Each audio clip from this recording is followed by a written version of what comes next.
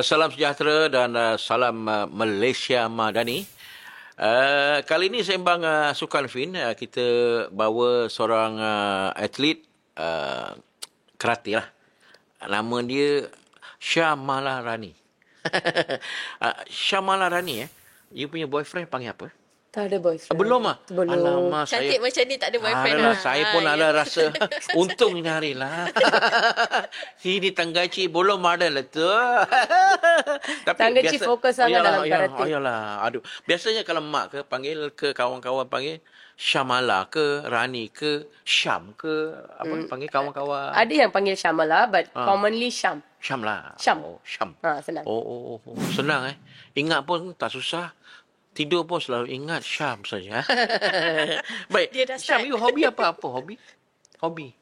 You kalau you tak training tak ada tournament, tak ada competition, apa you buat kalau masa lapang? Actually, Masak? tak ada. Sorry. Oh, Tak ada belum masak. Betul ke orang kata atlet karate kalau perempuan ni tak suka masak? Saya tak tahu tentang orang lain, tapi saya tak masak. Oh. Dia tak ada masalah dia training masa. karate. Sebab dia kata kalau masak apa masak karate juga. Ayam pun karate, sayur pun karate. Dia bukan tak pandai masak.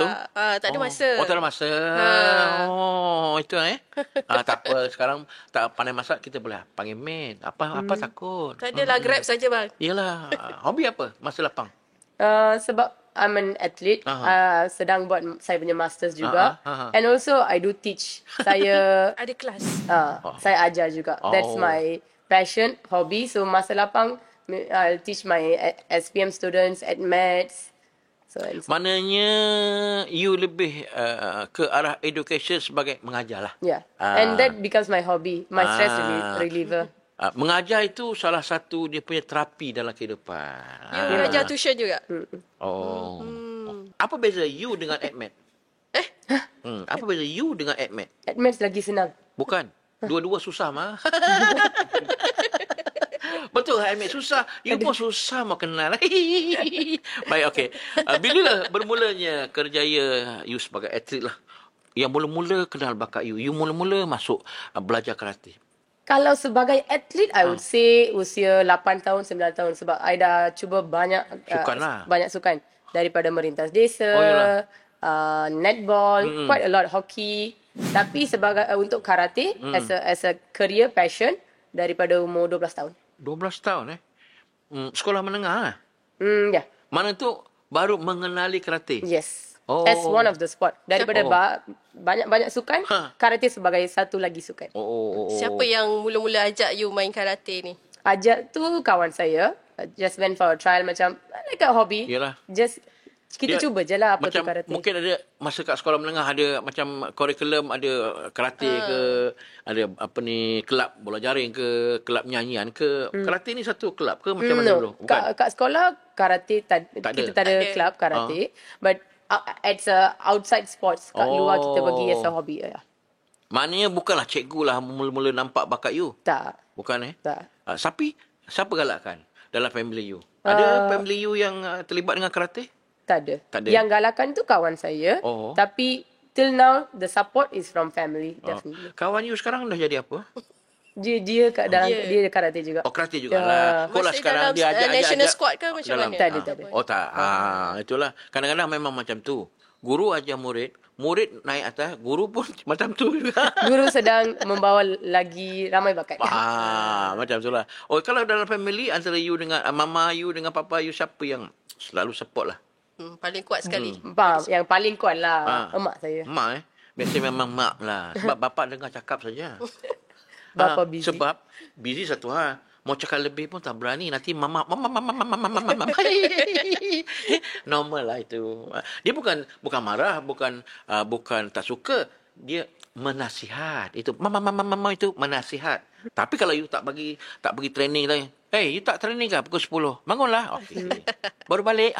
Baru dia nampak dia sayang kita. Ini kadang-kadang mak papa marah. Betul So you start dengan karate ni, you pergi sukma umur berapa? 18. Untuk 18. karate, the minimum age is 18. 80. Masa tu wakil Selangor. Selangor. You sekolah mana dulu? Sekolah menengah? SMK Taman Sri Muda. Alamak.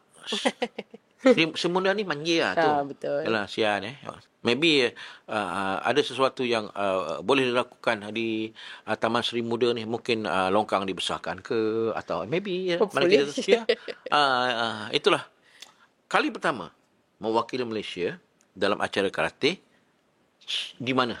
Kali pertama. Vietnam. Sukan C Tak ada. bukan Dia bukan sukan C masa tu. Kejohanan Dia karate. SEACAF, Southeast Asian Karate Federation. Dia SEA Games juga, yalah. macam SEA Games, tapi pra SEA Games. Dia pernah juga macam terbuka Thailand, terbuka macam tu lah. Tahun bila tu? Tahun bila? 2015. 2015. You karate ni ada disiplin dia, ada event dia. You dalam disiplin Saya punya event name komite itu sparring fight. you Ada fight, dua lah. Satu demonstration kata, lagi satu fight partner sparring. Kira lain pingat ke sekali? Tak lain-lain pula. Lain-lain lain pingat. Satu macam persembahan, satu kena ambil point, kena lawan orang. Tu macam karate, komite tu macam bunga-bunga tu lah. Tak. Kata tu bunga-bunga. Kata tu yang buat bunga tu. Yang persembahan. Seni tu. Seni tu. Tu yang apa ni, komite yang fight tu. You kecil-kecil macam ni kalau fight ya. You kategori dia ada berapa? Kalau itu kategori berapa berat? Saya punya yang paling rendah, minus 50. 45. 50. Minus Oh, 50. minus Bawah 50. Wah, 50 lah. So kita nak tahu jugalah karate kan macam mana dia kira point semua. Apa yang paling tinggi? Kadang-kadang kita dengar kalau kita fight tu. bila pengulas tu cakap ipon. Apa 3. itu? Apa perkataan tu semua? Yes, ippon is one of the word. Dia term semua tu from Japanese. It's a Japanese art. So kita ada 3 scoring. Kalau dengan tumbukan, 1 mata. Satu mata. Satu mata. Kalau kick badan, 2 mata. 2 mata. Kick muka, kepala mana-mana 3 mata. Itu kalau maknanya paling tinggi kepala lah. Paling tinggi 3. Okey, ada tak point kalau you kick kepala block? Block tak ada. I dapat point tak? Tak ada. Kot lah. Block semua tak dapat. Tak ada point. Kalau dia attack kita block kot lah kita ada pemain, tak ada macam tu. Dia ada efek mata juga kalau kita ada certain atlet lari keluar daripada tatami. Dia dapat warning but tak efek mata. We have like certain warning. Kita ada 5 warning je. So if you are doing that repetitively, nak lari ke, you're avoiding the fight. Example, saya dah leading tapi saya avoiding the fight. Saya dapat warning sampailah 5 tu, you are avoiding few times, you'll kick out. So your opponent akan menang. Macam tu. We still need to fight. Dalam apa disiplin juga pertandingan, masa fight tu, ada tak mata yang boleh ditolak? No. Karate. Tak ada mata yang tak ada Tak deduction. boleh ditolak. No. Mana kita dah dapat mata lah. Kita tendang sana kata 11. Tiba-tiba I buat foul, tertendang yang dilarang lah. Yes. Contoh di bahagian bawah sini. Itu ditolak markah? Tak. Dia Warning. dapat warning je. Tak ada, just increase of points. Dia tak tolak. But you'll get a warning. Accumulation of warning. Warning. So warning tu dah sampai 5 tu yang paling last. Dah 4, you're almost done. 5th is Kira kick out. batal lah. Kira dia kira macam tu. Maknanya karate pun 3 round. Tak. 1 round ni? 1 round. Kalau mati. round. Kalau mati 1 round tu berapa minit? 3 minit. 3 minit. Dalam 3 minit tu Very precious 3 minutes. dalam 3 minit jangan buat kesalahan lebih pada 5 kali. Dia tak ada Lebih daripada 4 kali. 5 tu dah. 5 tu dah keluar. Dia yang buat jadi lama sebab ada video review. Betul. Yes, video review. Masa video review tu stop lah kan? Stop masa. Adakah kalau kita gunakan kaki yang pusing tu? Panggil apa tu? Ada. Tenura. Tenura tu tapak kaki kena Betul. belakang. Itu 3 juga? 3. Mana-mana kick kepala 3 markah. 3. But yang abang cakap tu yang like a famous one, like wow thing.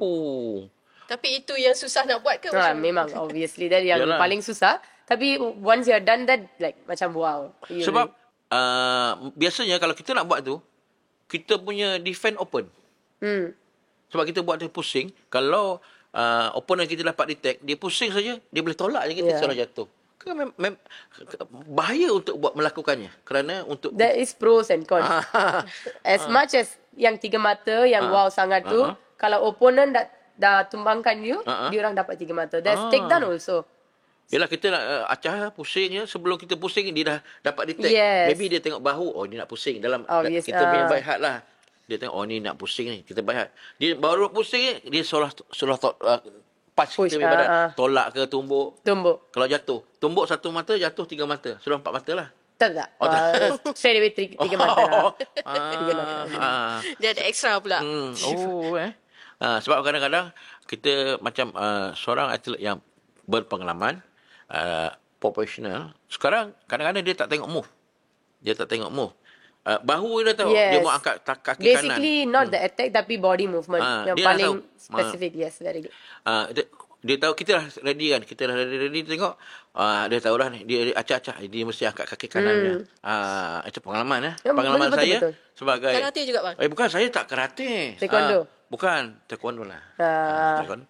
Adalah sikit-sikit lah. Can see the connection there. Dululah sebelum... tapi tak sempat dan. Dia kan ada black belt dan. Lah. Saya tak dan punya. Sudah kolap lah.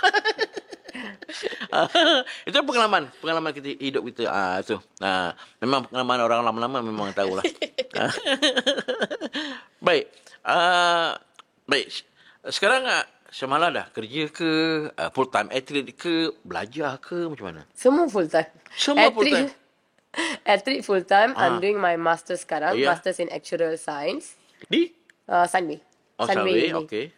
And then... Scholarship from Sunway? No, beasiswa KPT. Alhamdulillah, bagus. Lagi? And then doing my teaching also. Yalah, sebab as a master student, my next progression adalah jadi lecturer. So, I'm in the progress of it. Dalam satu masa, 3 benda you buat secara full time. Bagaimana you menghagikan masa you? Untuk dikongsi bersama. Sebab you full time athlete, pergi training, buat kelas. Ada kelas, buat kelas. Macam mana? Macam mana cara you manage you punya time untuk you sukses dalam mendisiplinkan diri you sebagai atlet? Macam mana tu? First thing first, I would say I'm still learning. Even though saya dah bahagikan masa dia, but every time there's competition, I'm still learning. Cara ni I boleh buat baik lagi, the way I'm managing my time. But saya bahagikan ikut season. Like example currently, off season. Semua dah habis. Every main games dah habis. So more concentration dah bagi untuk pelajaran. Habiskan chapter-chapter tu untuk hantar TC saya, start for my publication and so. But last 6 months, daripada SEA Games sampai Asian Games, kita kena bagi lebih kepada karate. So minimize the concentration towards studies. Kita pun kena have a good discussion with our supervisors. Dengan lecturer-lecturer kita kena bagi tahu, okay, inilah masa yang yang sesuai untuk lebih. Untuk karate kita nak fokus. Lepas tu, okay, I'll come back to my studies and so. And my teaching, as I said earlier, is my hobby, I would say. It doesn't really, dia bukan beban saya. Yalah. It's a therapy for me. Anytime I feel very stressed also, teaching gives me a sort of a mind release. Yeah. Kadang-kadang kita terfikir, kalau untuk mendapatkan ia sebagai macam mudah, senang, kita suka buat benda yang kita suka. Walaupun dia hari-hari training, hari-hari nak pergi ngajar. Barulah kita ada disiplin diri dalam untuk menangani aktiviti-aktiviti kita. Baik, nasihat you kepada you punya pelajar lah, you punya student. Yang penting untuk mendapat sesuatu yang you idamkan, macam you apa yang you boleh kongsikan? Untuk generasi, even though I'm still under the generation, but the upcoming generation, I would say is that everyone has their time. Semua ada masa. But I can see ramai, like the upcoming teams or generations are making use their time on phones, like telephone pintar.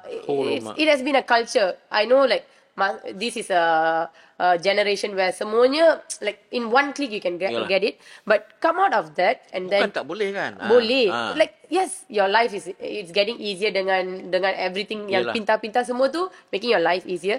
But get out of that, get involved in sports sebab sukan tu ajar you lebih daripada you punya yang telefon pintar tu.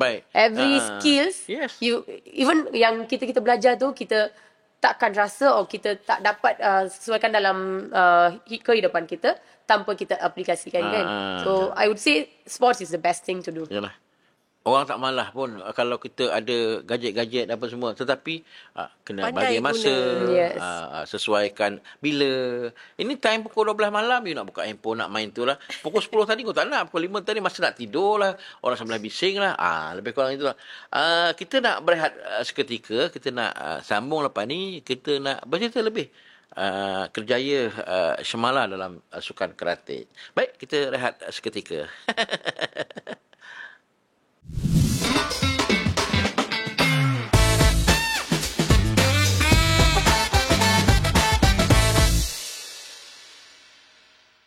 Okey, kita sambung sembang sukan dengan Shamala ni. Kita nak tanyalah dia punya siapa idola dia dalam sukan karate. Lepas tu satu lagi mungkin ada orang idola lain dekat selain daripada karate. Atlet karate. Yang dalam karate siapa? Siapa kalau Dalam karate, dia seorang atlet Prancis. And nama dia Alexandra. She's a 5 times world champion. Oh, yeah. So, she has been like very consistent. Dalam sports tu, menang sekali, 2 kali tu, I would say easier than keeping up the trophy or title. Yang tu yang paling susah. You pernah jumpa dia? Tak. Oh, belum. I mean, tak pernah jumpa as a fighter sebab dia dah retire sekarang. Dia legenda kategori tu. Dia sekarang jurulatih ke apa? No, she's a mum. Oh, mam. Yalah. Dia baru kahwin lepas Olimpik. Yalah. So apa yang you tengok daripada dia yang you ambil sebagai guide ataupun pedoman ataupun yang you dia ni macam ni. Like kena ikut macam dia. Like what Manny says, like untuk kategori saya ke atau in terms of Asian countries, we are short, consider short. Dia juga macam tu, like seorang yang not really a physically capable athlete, but she proved that isn't a disadvantage. Walaupun kita ketinggian tu tak bersesuaian ke compared to other European athletes. European athletes are very tall. Walaupun kategori 50 dia orang memang tinggi sangat. And that's an advantage. 3 score, kick semua advantage. But she proved that she had the title for 5 years as a world champion. Yang tu memang susah. And that shows a legendary power in that sports. Kalau idola selain pada dalam sukan karate, macam hiburan ke, menyanyi ke, apa ke, ada? Bukan hiburan, tapi? But I always look up to Dato' Nicole David. My all-time favorite. Why? If I say yang macam Alexandra tu, 5 kali world champion tu susah.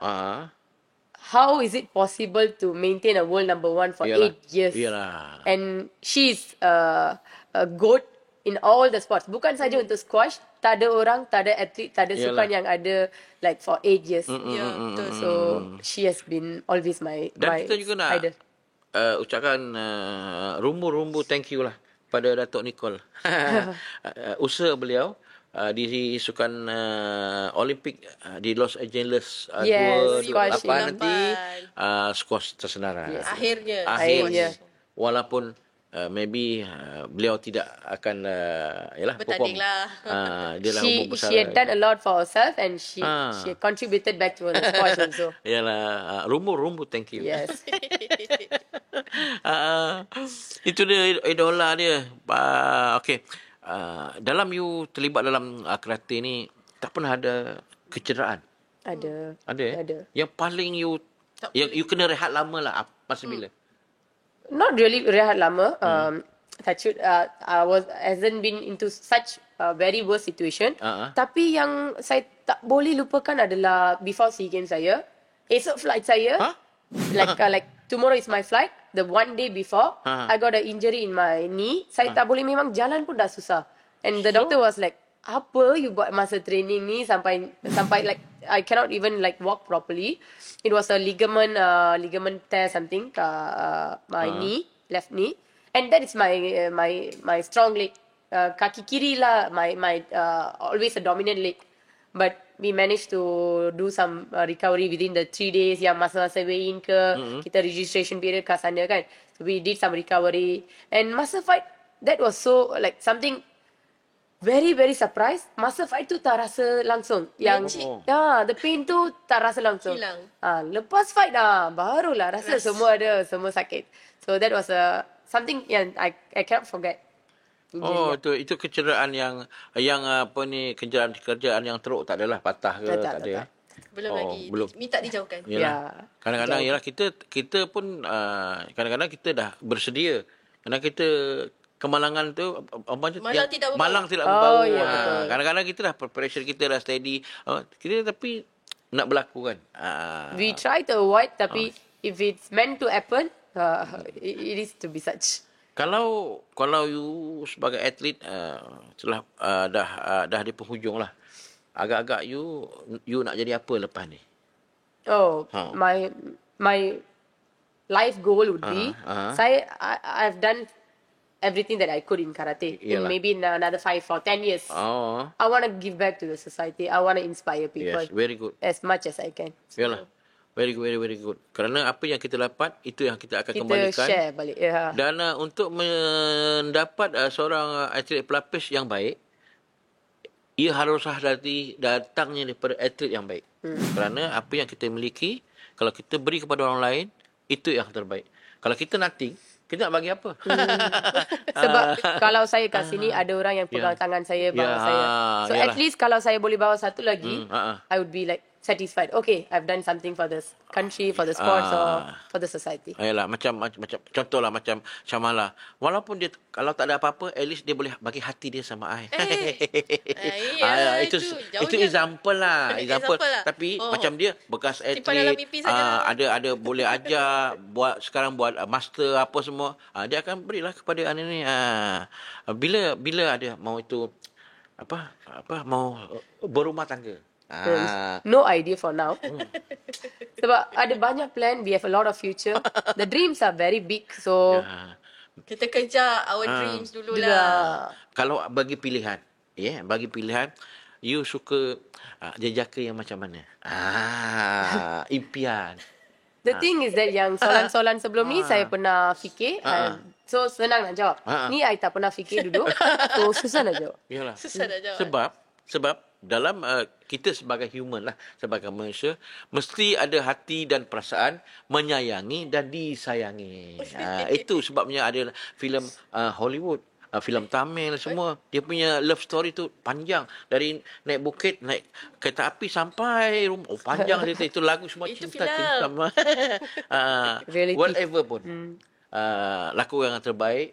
Mungkin ada pilihan hati, rahsia lah ni. Tak ada rahsia. Tak ada. Ramai yang beratur ni. Ramai yang beratur ni, tunggu dia.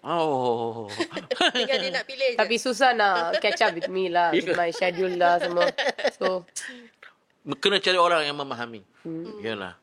Biasanya di kalangan atlet-atlet kita, jumpa jugalah di kalangan atlet-atlet kita. Contoh macam Silva Mutu dengan ini.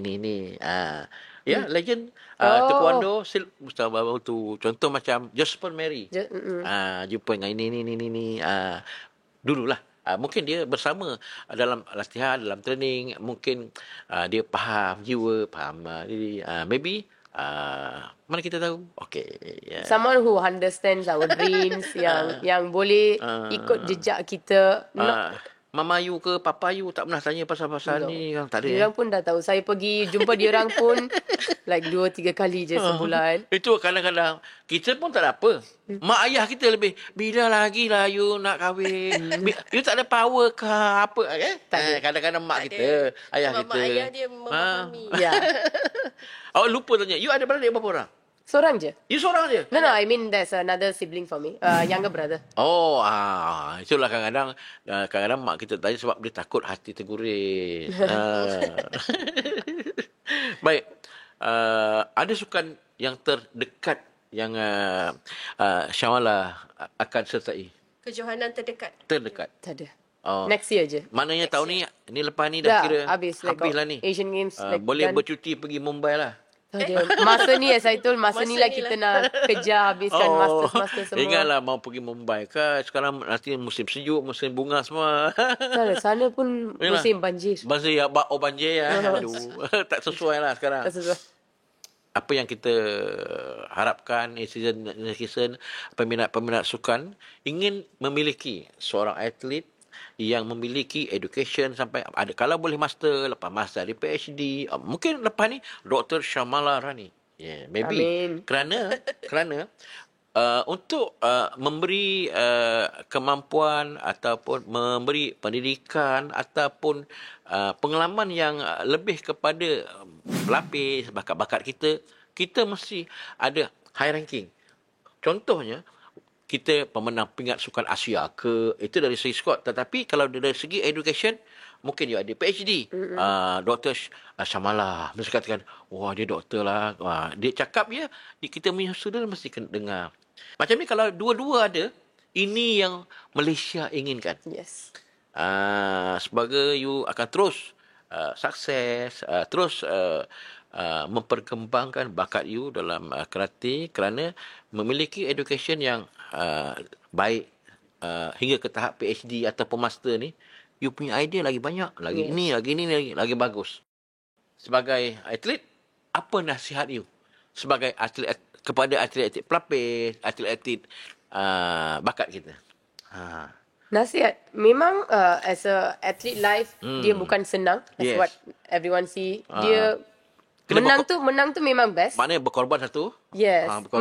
Masa menang tu memang best. Everyone will be like supporting you. Ada diorang rasa we are achieving something. But masa yang kita kena kuat adalah masa yang kita tak dapat perform. Masa tu lah kita kena keep pushing forward, because that will be your time. Patience is the key, I would say. And be consistent. And consistent 3 discipline. Yes. And without sacrifice, nothing. Kalau you nak semua, susah juga. Yalah. You need to sacrifice a lot of things being an athlete, a high performance athlete. So, this is our time. So, go for it. Go all out for your dreams. Okey. Itu saja. Lebih kurang kita dengan Syamala Rani, atlet karate negara kita. Thank you, Syamala. Hingga bertemu di waktu dan ketika yang lain. Sorang papan tak ada papan. Kita jumpa minggu depan.